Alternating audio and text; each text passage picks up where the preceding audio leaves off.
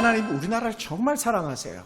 시시때 때마다 하나님께서 참으로 좋은 위인들을 많이 내시는데 우리나라 의료계, 의학계에도 하나님께서 위대한 하나님의 사람을 보내주셨는데 그게 누구냐면 장기려라는 박사님이 계세요. 이미 1995년도에 천국 가신 그런 귀한 분입니다만은 그분이 1911년에 출생하셔가지고 이북에서 출생하셨어요. 평안북도 용천군 양하면 이밤동이라는 곳에서 출생하셔가지고 그곳에서 자라났는데 아버지가 참 좋으신 분이었던 것 같아요. 아버지가 이제 초등학교 교장 선생님으로 계셨었고 또 이 장기려 박사는 이 할아버지 할머니의 은혜 신앙을 계속 이어받아가는 그런 복된 사람이었습니다. 그래 신앙의 명문 감을 이어가는 놀라운 축복이 그의 가정에 임했죠. 6.25 전쟁이 일어나는 바람에 월남을 해가지고 한국의 자리를 잡았고 남한의 자리를 잡아서 귀하게 하나님의 은혜의 일을 감당하는 사람인데 그가 한국 의료계에 깊은 영향력을 미쳤습니다. 그리고 이 장기려 박사 하면 모든 의사들이 다 칭송할 만한 그런 사람인데 기독교적 신앙을 갖다가 잘 계승한 그런 분이세요. 그리고 평생 가난한 환자들 위해서 헌신한 사람입니다. 무너진 의료와 또 의료봉사를 통해서 한국의 의료복지의 기본적 혜택을 만드는 그런 사람이에요. 정말 귀한 분이시죠. 그래서 그는 의사로서의 그 사명감을 느끼면서 그의 철학이 뭐였냐? 단순한 의료인만이 아니라 사랑과 섬김을 실천하는 참된 그리스도인의 삶을 보여주는 의사였어요. 그 목표가. 그러므로 그는요, 의사라는 것이 단순한 직업이라고 보지 않았고 사람과 섬김이라고 보았고요. 더불어서 의술은 인술이다라고 하는 그런 자기만의 철학을 가지고 그렇게 일을 감당했습니다. 그래서 그는 부자들보다 가난한 사람들에게 더 많은 관심이 있었고 가난한 자들을 고치는데 더 많은 관심을 기울였습니다. 그러면서 그는 평생 가장 검소한 삶을 살았습니다. 이런 빌딩 가서 지하실에 이렇게 주차장이 있잖아요. 대부분 BMW나 벤츠는요, 그 건물에 있는 의사 선생님들 차들이거든요. 거의 10주8구가 그렇습니다. 왜냐하면 의사들은 많은 돈을 벌거든요. 제 조카도 의사 중에 하나가 있지만 얼마나 돈을 많이 버는지 몰라. 근데 장기려 박사는 아주 검소하게 그렇게 살았고 자기가 월급을 받으면 그걸 가지고 가난한 자들 위해서 의료비를 대신 내주는 그런 일을 감당한 사람이에요. 세상에 그런 사람이 어디 있겠어요. 참 귀한 그런 사람입니다. 장 박사는 깊은 신앙을 바탕으로 늘 의료 활동을 했고 그것이 하나님의 뜻이라고 그렇게 믿었습니다.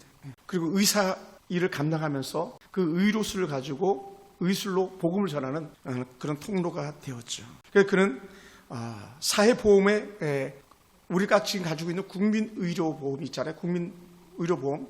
이 제도에 앞서서 청십자 의료보험 조합 이런 걸 만들어가지고 국민의료보험에 기초를 놓는 그런 역할을 합니다. 그러니까 누구든지 가난해도 병 고침을 받을 수 있는 나라, 돈이 없어서 의술을 받지 못해서 죽어가지 않는 그런 나라가 만드는 것이 장기려 박사의 꿈이었다는 거예요. 그러니 여러분 전 세계에서요 국민의료보험을 가장 잘 혜택을 누리는 나라가 대한민국이잖아요. 흔히 말하잖아요. 우리나라는 돈 없어서 죽는 사람은 거의 없대잖아요. 그만큼 의술이 잘 돼 있는 거죠. 가난한 사람들 가난한 대로 충분히 국가에서 의료보험 혜택을 주고 부자는 부자들 나름대로 또 의료보험 혜택을 갖다 받아가면서 더 많은 분기수로 의료보험비를 내고 있는 그런 나라가 우리 대한민국이죠. 근데 그 기초를 누가 놓았냐? 이 장기려 박사가 그렇게 했다는 것이죠. 그리고 그는 늘 무료 진료를 많이 했답니다. 그것이 나눔의 실천이라고 생각해가지고 그래서 돈이 없어서 치료받지 못하는 사람들에겐 공짜로 그렇게 의술을 베풀었다는 거예요. 그러니까 병원을 경영하면서 운영하면서 병원비가 없어가지고 돈을 내지 못하는 사람에게는 슬쩍 이렇게 얘기한대. 밤에 뒷문으로 도망가. 밤에 뒷문으로 도망가. 원장님이 또 돈 없어 뒷문으로 도망가. 이렇게까지 얘기했다는 거예요. 그리고 그 중심이 얼마나 귀합니까? 제가 이 설교를 준비하면서 마음이 약간 아팠던 것이 뭐냐면 요즘은요 의사 선생님 딱 만나면 3분 이내에 다 진료가 끝나잖아요. 제가 내과 의사를 가보면 비염 때문에 가보기도 하고 알레르기 때문에 가보기만 하면 거의 3분 내로 그냥 다 끝나는 거예요. 물론 지금은 차트가 잘 돼 있어 그럴 수도 있겠지만 그래 얼마나 우리나라가 의학 분야에서 연약합니까? 근데 윤 대통령도 다 알면서도 아무도 실천하지 못했던 의료개혁을 실천한다 그랬다가지고 그냥 의사들한테 된통 맞아가지고 결국 탄핵이라는 저는 전국까지 가는 아픔의 수단이 됐잖아요. 참 가슴 아픈 거죠 사실은. 남이 하지 않았던 걸 뜨거운 감자를 남들은 뜨거워서 안 먹는데 자기가 먹어서 문제를 해결하려고 했던 그런 지도자이기도 하죠. 근데 이 장기려 박사가 참 그러면 귀합니다. 이 사람은요, 늘 정말 하나님 앞에서 쓰임받고 연약한 자들을 쓰임받다 보니까요, 그가 이런 말을 합니다. 나는 가난한 사람을 치료해 주는 것이 내 기쁨이다라는 거예요. 여러분, 세상에 나가서 의사들한테 물어봐요. 가난한 사람을 치료해 주는 게 당신의 기쁨입니까? 물어보세요. 전혀 그렇지 않습니다. 의사들은요, 돈 많이 버는 게 기쁨인 거예요. 예. 그래, 뭐 1년에 3억, 4억, 5억 버는 건 일도 아닌 거죠. 근데 이 장기려 박사는 그렇지 않았다. 왜냐하면 돈이 아니라 그는 사람을 본 거죠. 예. 그리고 이 장기려 박사가 참 귀한 하나님의 사람인 것이 뭐냐면, 그는 의술만을 베풀어서 몸만 치료하는 사람이 아니라 그의 영혼도 치료하는 영혼의 치료사였다는 거예요. 그게 뭡니까? 복음이죠. 복음. 할렐루야. 복음이에요. 제가 군 생활하면서 하나님께 왜 나를 이 군대 생활을 하겠는가 했을 때 늘 제가 마음에 담았던 게 뭐냐면, 저 병사들에게 복음을 전하라고. 그래서 저는 군에서 항상 복음을 전하는데 하나님께서 주신 사명을 감당했습니다만, 이 장기려 박사는 의술을 통해서 그렇게 한 거죠. 제가 우리 아내나 우리 하영이나 하은이한테도 늘 지금도 얘기해요. 하나님께서도 왜 당신을 그 학교로 보냈고 너희를 그 학교로 보냈겠는가, 하나님께 질문해라 라고 말하는데, 장기려 박사는 의사로서 복음을 전하라고 하나님께서 좋은 의사로 세웠다라고 하는 그런 신실한 고백이 있습니다. 그래서 이 사람은 돈에 대한 가치관도 아주 멋졌던 것 같습니다. 뭐라 그랬냐면, 진정한 부자는 돈을 많이 가지고 있는 사람이 부자가 아니라, 많이 나누는 사람이다라고 하는 거예요. 여러분, 억만금을 쌓아놓고도 나누지 않고 쓰지 않으면 무슨 의미가 있겠어요? 그러니까 막 더 주려고, 막 어저께 우리 남궁영 집사님처럼 막 밥값 내려고 카드 막 던지고 막 난리가 나잖아요. 장기려 박사가 그랬다는 거예요. 쉽게 얘기하면 더 주고 싶어가지고. 여러분, 자기 지갑 내는 거예요. 결코 쉽지 않아요. 목사도 사실 쉽지 않아요, 여러분. 왜냐하면 내 돈이 귀한 건 남의 돈도 귀한 거거든요. 장기려 박사님들 안 그랬겠어요? 그런데 그는 달랐다는 거예요. 예수님의 삶을 살았어요. 예전에 법정 스님이 무소유라는 그런 말을 하셨었는데, 소유가 없다 그랬는데, 장기려 박사가 바로 무소유에 주장했던 그런 사람이었다는 거죠, 결국은.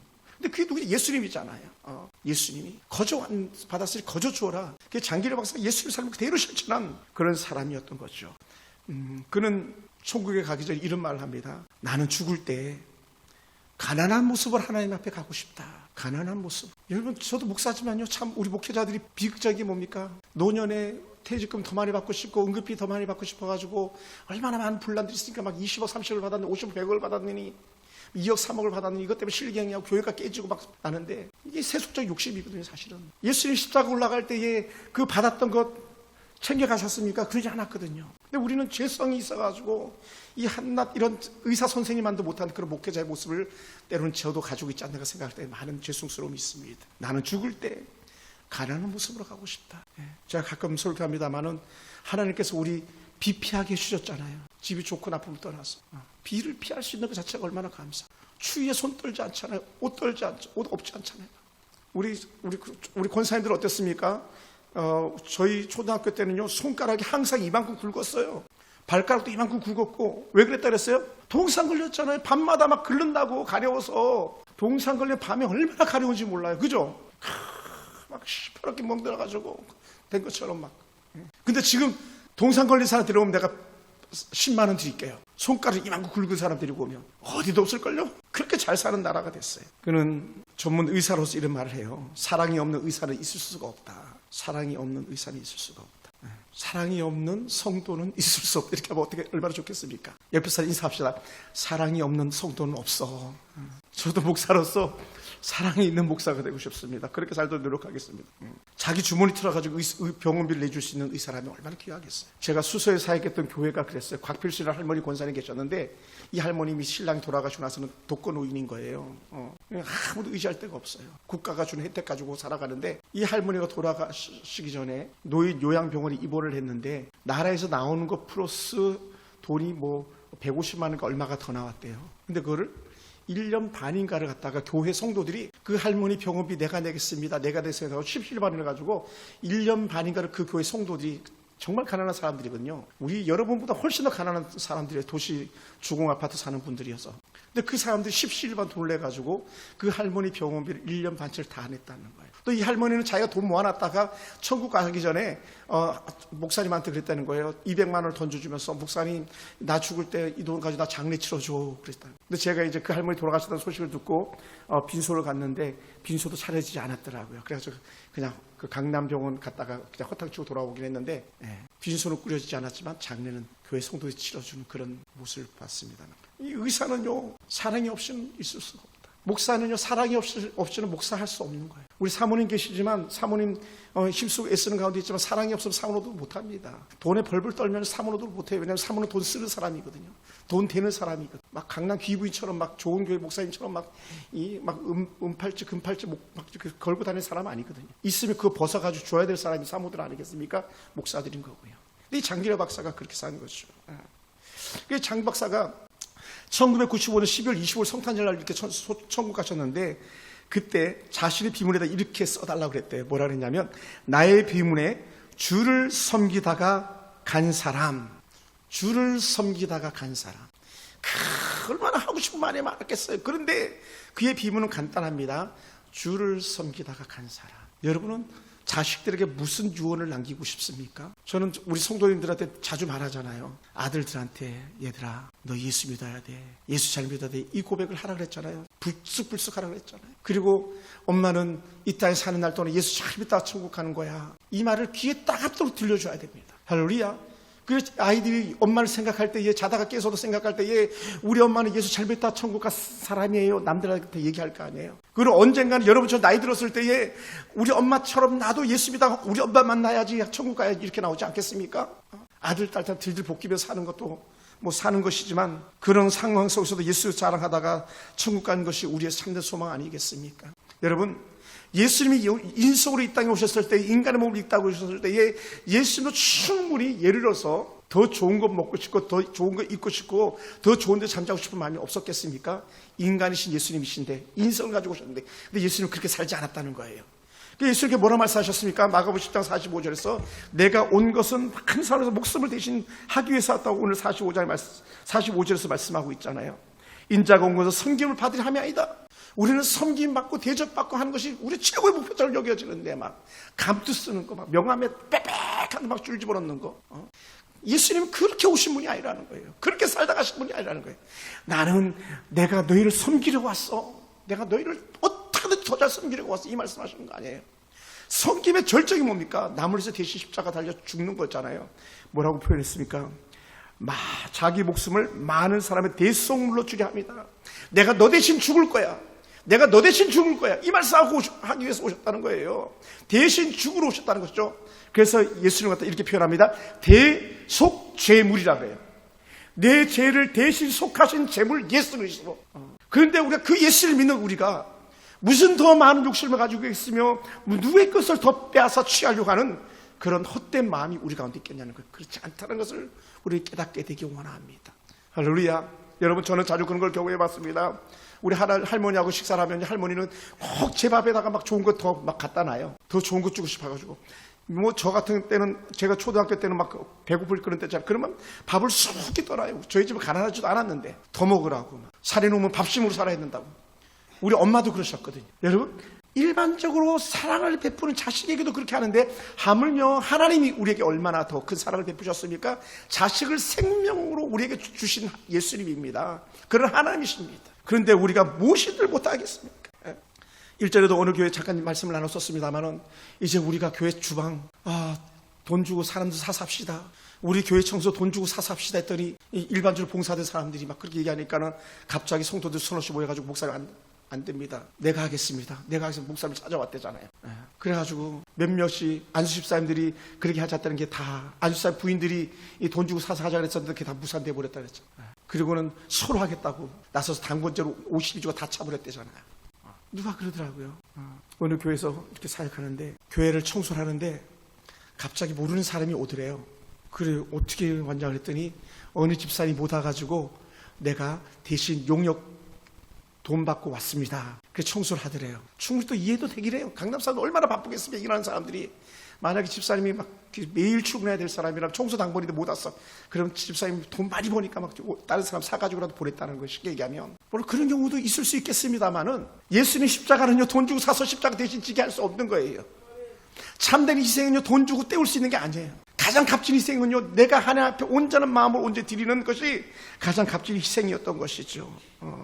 여러분 우리 교회 안에 바로 여러분들이 그런 분들이 아닌가 생각돼요. 어저께 와서 주방 봉사했던 분들, 본당 청소했던 분들, 그런 분들이 다 그런 분들이 아닌가 생각해요. 오늘 이 자리에 오지 않았지만 우리 장방박 집사님, 남들은 점심 먹고 커피 마시면서 쉴 때에 자기가 빗살 들고 걸레 들고 와서 막 교회 구석구석 청소하는 그런 집사님이 오늘 예수님이 목숨을 위해서 주기 위해서 왔다고 했던 그 고백과 같은 삶을 실천하는 사람들이 아닌가 생각돼요. 그럼 우리 권사님 자부심을 가지세요. 남궁 집사님 자부심 가지세요. 우리 집사님 자부심을 가지세요. 우리 김기 집사님 또 조교와 수수자님 자부심을 가지세요. 예수님을 닮아가는 삶이 여러분의 삶인 줄 믿습니다. 할렐루야. 우리 그렇게 살아가는 거예요. 그렇게 살아가는 거예요. 예수님께서 수많은 것들을 지켜보시고 말씀하실 때에 이런 예들도 있었습니다. 마가복음 12장 41절부터 44절에 나오는 말씀, 예수님께서 성전 입구에 헌금 드리는 함이 있는데 그 함에다가 사람들이 예물을 드리는 걸 이렇게 지켜보신 거예요. 지켜보셔요. 예물을. 저도 예전에 사역했던 교회에서 우리 담임 목사님 헌금을 드리는 거 보면 막 담임 목사 예배 드리다가 이제 다른 사람들 이렇게 막 다 헌금 갖고 오자. 그 목사님은 갖고 계시다가 헌금을 올리는데 막 봉투가 이만큼 두꺼운 거예요. 막 봉투가. 얼마나 많이 드리겠어요. 장로님 안수할 얼마나 많이 드리겠어요. 그러면서 드리면서 얼마나 또 뿌듯하시겠어요. 그리고 막 자랑스럽겠어요. 근데 예수님은 그게 아니고 오죽했으면 예수님께서 사람들이 얼마나 세속화되었으면 그런 말씀 하셨겠습니까? 많은 돈을 넣은 부자보다 작은 두 랩돈 7석 화폐에다 작은 두 랩돈을 드리는 과부를 칭찬하셨다요. 우리 어머님들, 우리 권사님 집사님들 영적 자부심 가지세요. 그 속에 아름다운 은혜의 성전이 정성이 깃들여주시는 섬김이 있기 원합니다. 내가 얼마 했는데, 내가 뭘 했는데가 아니고요. 우리 전적으로 예수만 바라보고 살아가는 사람들이 있기 때문에 하나님 내 몸 바쳐 주를 위해 살겠습니다라고 하는 그런 신앙의 고백이 저 여러분의 고백되는 줄 믿습니다. 그러므로 사랑하는 성도들 우리가 꼭 기억해야 됩니다. 한번 따라해볼까요? 봉사는 의무가 아니라 은혜다. 여러분, 은혜 받은 것이 크면 클수록 더 잘 드리게 돼 있는 거예요. 자식이 하나님 앞에서 부모의 은혜를 생각할수록 부모에게 더 잘하게 돼 있는 거예요. 하나님의 은혜가 크면 클수록 우리가 하나님 하면서 다가서게 돼 있는 거예요. 은혜가 없으니까 싸우고 찢고 복구하는 거 아니겠어요? 절대로 그래서는 안 되는 거죠. 그래서 사도 바울은 골로새서 3장 23절을 24절을 이렇게 말씀하셨어요. 무슨 일을 하든지 마음을 다하여 주께 하듯 하고 사람에게 하듯 하지 말라. 이는 기업의 상을 주께 받을 줄 아나니 너희는 주 그리스도를 섬기느니라. 내가 우리 할머니들 예를 들어서 이렇게 막 손잡고 가줬더니 예수님께서 야 네가 내 손잡고 갔다 막 이렇게 말씀한다고 생각해 보세요. 얼마나 귀한 은혜겠어요. 예를 들어서 그게 전적으로 우리의 삶의 본이 되는 그런 말씀이 아니겠습니까? 죽게 하듯 하고 우리 권사님 집사님들이요 남편을요 죽게 하듯 해보세요. 변화되지 않은 남편이 어디 있겠습니까? 자식놈들한테 죽게 하듯 해보세요. 변하지 않을 자녀들이 어디 있겠습니까? 우리 그렇게 하지 못하니까 남편이 바뀌지 않고 자식들이 바뀌지 않는 그런 모습이 아닐까 생각됩니다. 죽게 하듯 하라. 할렐루야. 죽게 하듯 하라. 우리 김태희 씨는 대은이 볼 때 죽게 하듯 죽게 하듯. 그러다 보니까 그 섬김 속에 기쁨과 감사가 있는 것이고 그 속에 즐거움이 있는 줄 믿습니다. 그 속에 기쁨의 은혜가 넘치는 줄 믿습니다. 그 안에 죽게 하듯 하다 보니까 그 속에 참된 겸손 섬김이 있는 것입니다. 지도자들이 국민을 죽게 하듯 한다면, 또 국민들이 대통령을 죽게 하듯 섬긴다면, 이웃을 죽게 하듯 한다면 얼마나 행복한 사회가 되겠습니까? 우리는 뭐가 급해가지고 뒤따르는 사람 문 하나도 잡아주지 못하는, 그 20초 30초도 버텨주지 못하는 그런 각박한 인생의 맛을 우리가 누리고 있지 않습니까? 제가 전에도 한번 얘기했죠. 국민회의는 가가지고 문을 이렇게 자꾸 잡아주면은 그냥 쑥쑥쑥 몇 명이 들어가고 뒤에 나 대신 문을 잡아줄 사람이 없는 거예요. 그럼 계속 내가 잡고 있어야 돼요. 그래서 감사하는 사람 한 사람도 없어요. 가장 사소한 것일지도 모르겠지만 문 하나 잡아주는 것 가장 사소한 것일지도 모르겠지만 그 나갈 때 신발 편하게 신으라고 신발 한번 이렇게 돌려주는 그거조차도 사실은 그 작은 것 같지만 그게 죽지 않은 것이 될 수도 있다는 거예요. 왜냐하면 큰 것이 아니라 작은 소소한 곳에서도 마음과 정성을 다하는 것이 결국 큰 것조차도 마음과 정성을 다하는 것이기 때문에 그렇습니다. 할렐루야. 예수님의 모습이 그거 아니겠습니까? 그래서 예수님께서 수건을 허리에 동이시고 제자들의 발을 닦아주지 않았습니까? 그것을 베드로는 기억하면서 이렇게 표현했어요. 베드로전서 5장 5절에 예수님의 그 발 닦아줌을 기억하면서 서로 겸손으로 허리를 동이라. 예수 허리를 동이라는 게 이전에 그 복음서에는 예수님께서 수건을 갖다 허리에 동이시고 이렇게 나오는 거거든요. 수건을 허리에 차시고 제자들 발을 닦아주시는 그 모습. 그러다 보니까 우리가 잘 아는 신학자 C.S. 루이스는 이렇게 고백했어요. 뭐라 말했으냐면 겸손하게 섬긴 것은요 가장 위대한 사랑의 표현이다라는 거예요. 할렐루야. 가장 위대한 사랑의 표현이다. 옆에 사람에게 더 좋은 것 건네고 더 좋은 것 이렇게 먹으라고 내미르고 이 자체가 아무것도 아닌 것 같지만 그 작은 겸손 속에서 하나님의 위대한 사랑이 표현되어지는 줄 믿습니다. 할렐루야. 우리가 인색하고 정말 억지로 하고 욕심 부리고 그것이 아니라 작은 것 하나도 더 주고 싶어하는 그 마음이 결국 예수 그리스도의 마음인 줄 믿습니다. 할렐루야.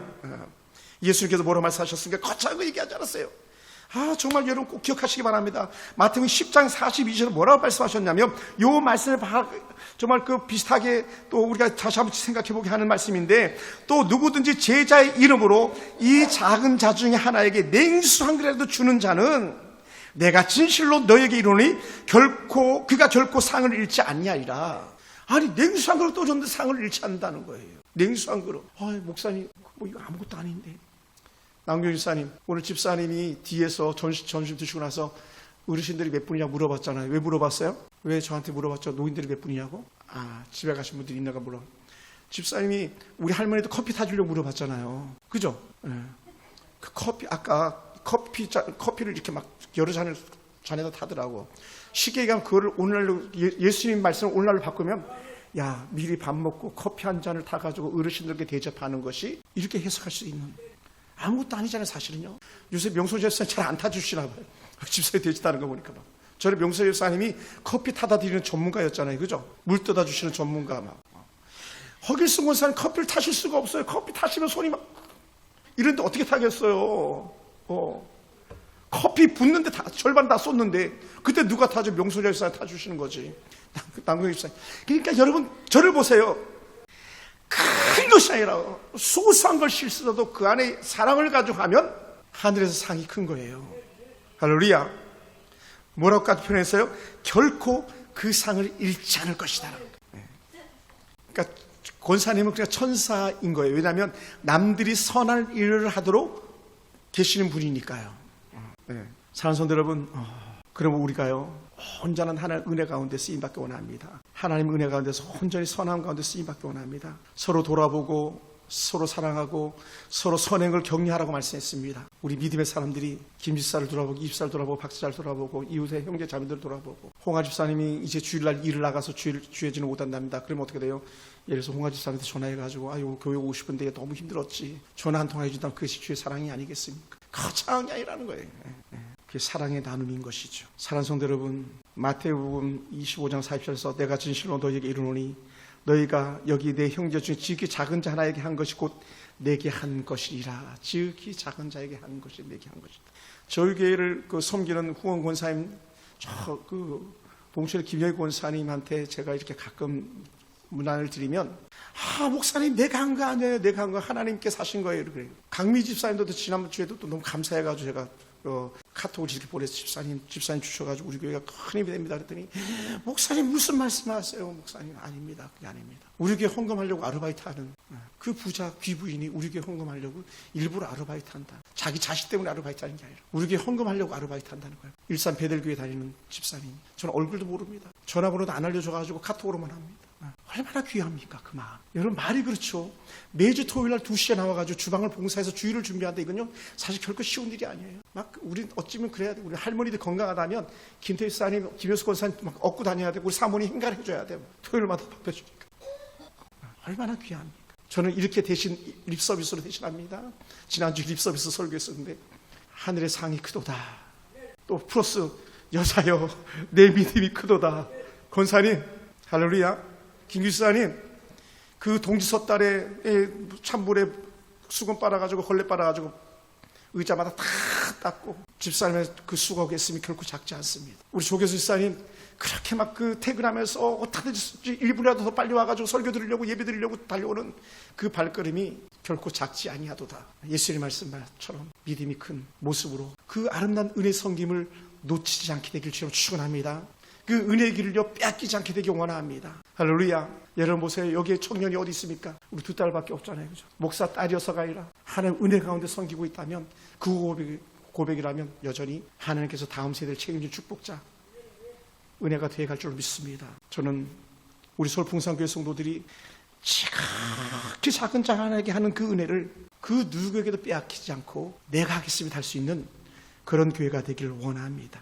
사랑하는 성도 여러분, 말씀을 마무리하겠습니다. 우리가 섬기는 이 아름다운 섬김과 은혜의 봉사는요, 비록 세상에서 사라질지 모르겠지만, 사람들의 기억에서 잊혀질지는 모르겠지만, 오늘 저와 여러분이 아버지라고 부르는 하나님은 영원히 기억하실 줄 믿습니다. 스데반 집사는 순교 현장에서 보좌에서 벌떡 일어났던 주님께서 여러분들 때문에 또 다시 자리에서 일어나가지고 잘했어 박수 치시는 그런 은혜가 있을 줄 믿습니다. 그 박수 소리 치시는 그 소리 들려주시는 예수님 품에 안기기까지 우리의 아름다운 은혜의 믿음을 빼앗기지 않기를 주의 이름으로 축원합니다. 기도하겠습니다.